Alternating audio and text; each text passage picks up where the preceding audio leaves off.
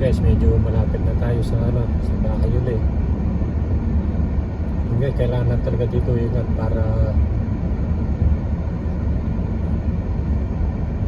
talaga maano sa ticket, para hindi mapilitan. Kasi surprise, minsan yung mga pulis bigla na lang andyan eh, hindi mo alam. Kaya pag nagmamaneho ka dito guys, talagang kailangan maalis to rin yung mata mo.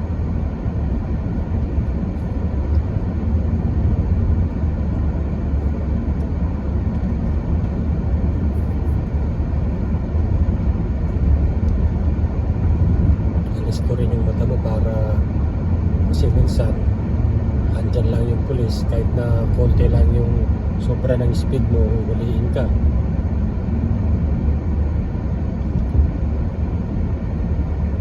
Kasi guys, lahat naman ng kalsada rito may ano eh, may required na speed eh. May nakapaskil naman. Kung tulad nitong kung saan ako nandun ngayon, ito ang pinaka maximum speed dito 45 miles per hour. Kailangan takbo mo rito 45 lang. Iba-iba. Tapos itong kakaliwa na ko rito, yung papasukin ko naman na kalye na to, parang 25 lang ang ano, ang max.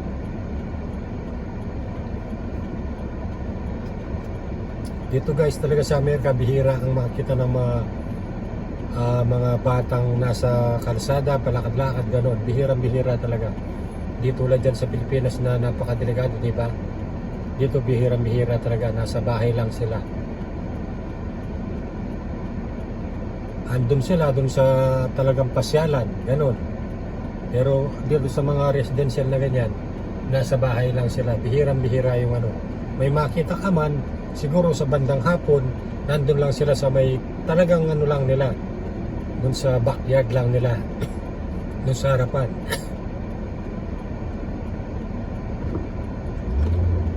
Hindi mo sila makita ng ano, lalabas. Kung lalabas man yan, talagang yung hapon na hapon talaga, yung siguro yung magulang, yung parang naglalakad-lakad lang gano'n. Kasi minsan talaga kailangan mong maglakad-lakad eh. May nararamdaman na sila ngayon, kailangan yung, may nararamdaman na ba sa katawan na kailangan nilang exercise gano'n.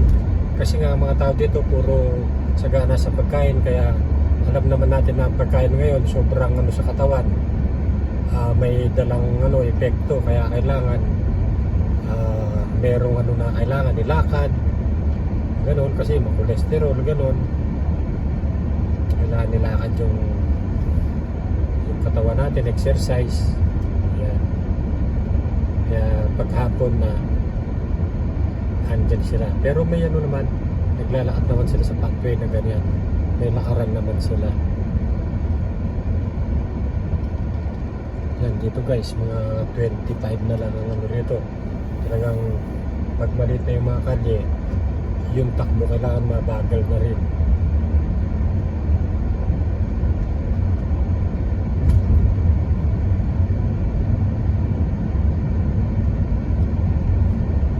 Yan guys, marami na pala akong unang ano video, sana po panoorin nyo. Tapos mag-ano lang kayo, kung mag-comment lang kayo kung meron kayong gustong bawa puntahan ko, tapos i-video ko, sabihin nyo lang.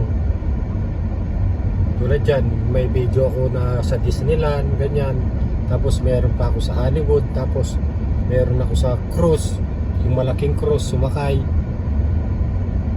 Kasi pag minsan kailangan mag-relax, yung ano lang ba guys, ma-experience lang natin yung ano, yung mga ganong pasyalan.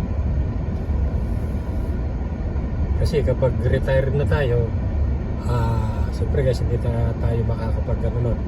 Kailan habang medyo malakas pa, saka yun ang pinaka ano na, yung pag nagbabakasyon na kahit na mga 3 araw, 4 na araw, ganun, yun, para makapag-relax, makapag ano naman ng ano yung katawan.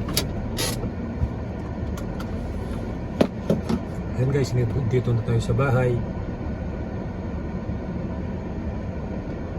Ang bilis lang, di ba? Ano na ako, lalo na ako